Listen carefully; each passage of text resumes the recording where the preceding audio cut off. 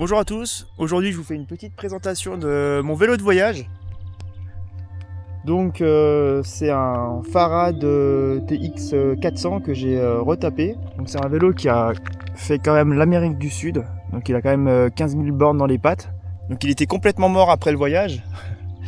Et là je l'ai retapé complètement. Donc il a plus du tout la même gueule qu'avant. Je vais vous montrer une petite photo de l'allure qu'a le bike d'origine. Et voici le vélo retapé. Donc c'est un vélo de randonnée, donc avec une position plutôt droite sur la selle avec un cintre bien relevé. Le vélo, donc le cadre et la fourche sont d'origine. C'est cadre et fourche tout en acier. La selle, c'est une selle que j'ai achetée avant de faire les premiers kilomètres du vélo. Donc la selle elle a 15 000 bornes. Selle en cuir de chez Brooks.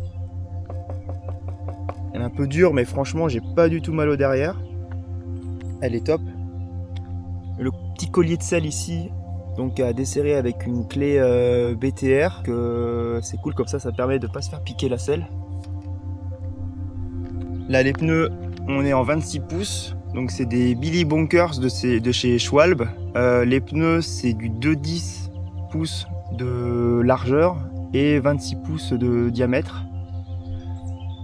Ce qui est pas mal, c'est que vu que les roues sont un peu plus petites, du coup les rayons sont plus courts, donc c'est un peu plus résistant. Comme ça, si on est bien chargé, voilà, les rayons risquent moins de se casser. Donc là, j'ai pas mis le porte-bagages, je les ai enlevés pour l'instant. Je vais les mettre bien sûr quand je repartirai en voyage. Là, les freins, j'ai mis des V-Break juste ici qui font largement le taf. Franchement, c'est amplement suffisant. Pas besoin d'avoir des freins à disque, hydraulique et tout. Là, les vrais V-Break que j'ai mis, bien réglés, ça suffit amplement. Au niveau du poste de pilotage, donc là, j'ai mis une petite sacoche avec tous mes ustensiles pour réparer en cas de crevaison ou en cas de chaîne qui casse. Voilà, donc j'ai tout à l'intérieur. Je peux y mettre aussi mon téléphone ici. Là, j'ai une petite sacoche. Je vais regarder pour en acheter une autre pour mettre ma gourde et potentiellement une deuxième ici. Et là, j'ai acheté des petits repose-pouces qui sont vraiment sympas. Qui fait que quand on a la main dessus, on a vraiment le bras dans l'alignement des épaules. Donc c'est vraiment cool. Et les petits freins, les leviers de frein Shimano juste là. Et là, en termes de transmission, je suis sur du Deore XT de chez Shimano. Donc une très bonne transmission. VTT d'ailleurs. Voilà. À l'avant, j'ai 3 plateaux. Donc je suis en 26, 36 et 48. Et à l'arrière, la cassette, c'est une 1134. Donc franchement, ça fait vraiment le taf. Pour le voyage à vélo, c'est vraiment le top. Et cassette 10 vitesses. Au niveau des jantes, c'est des Gurpil en 26 pouces. Voilà. Et avec une bande de freinage patin, forcément. Et ça fait vraiment le taf. En pédale, j'ai pris des pédales semi-automatiques, ce qui me permet de clipper. Et si vraiment je pars sur un gros voyage, que mes chaussures sont un peu mortes, et je peux retourner la pédale et appuyer sur la surface qui est plate juste ici. Il y a des petits picots qui évitent de déraper facilement, surtout quand c'est humide. Voilà, donc ça c'est vraiment le top pour le voyage. Donc c'est des pédales SPD de chez Shimano, donc plutôt des pédales pour chaussures VTT. Voilà. Parce que l'avantage du coup des chaussures VTT, c'est qu'on peut marcher assez facilement. C'est-à-dire que j'ai pas les pieds comme ça, avec la cale en dessous. J'ai vraiment le pied à plat et je peux vraiment marcher librement.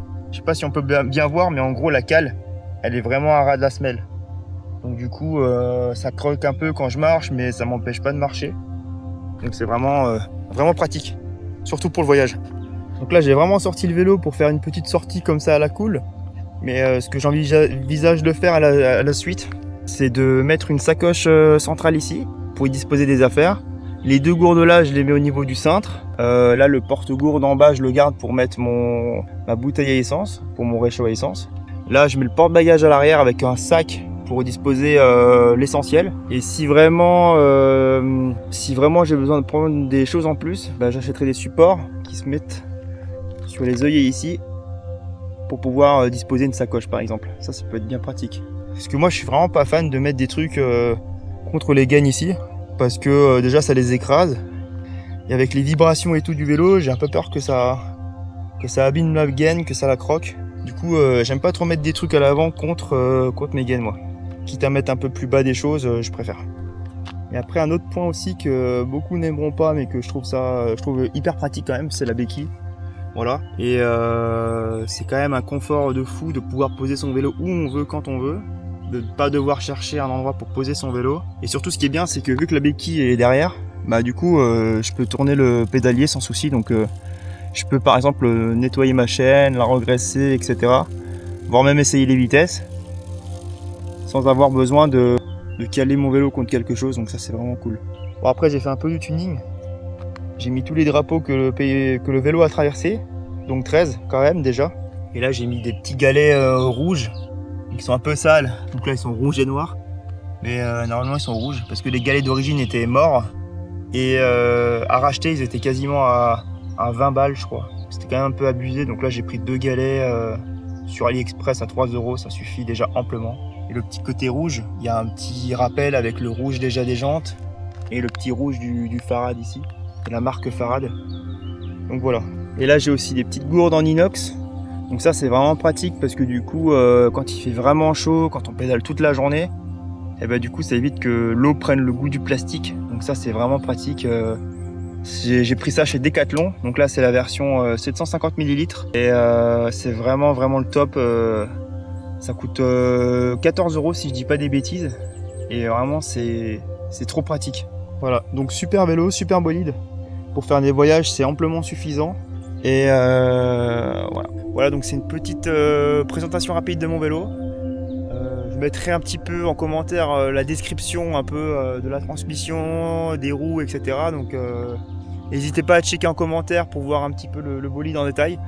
Et si vous avez des questions, bah, n'hésitez pas et je me ferai un plaisir de vous y répondre. Voilà, allez, à plus, bise.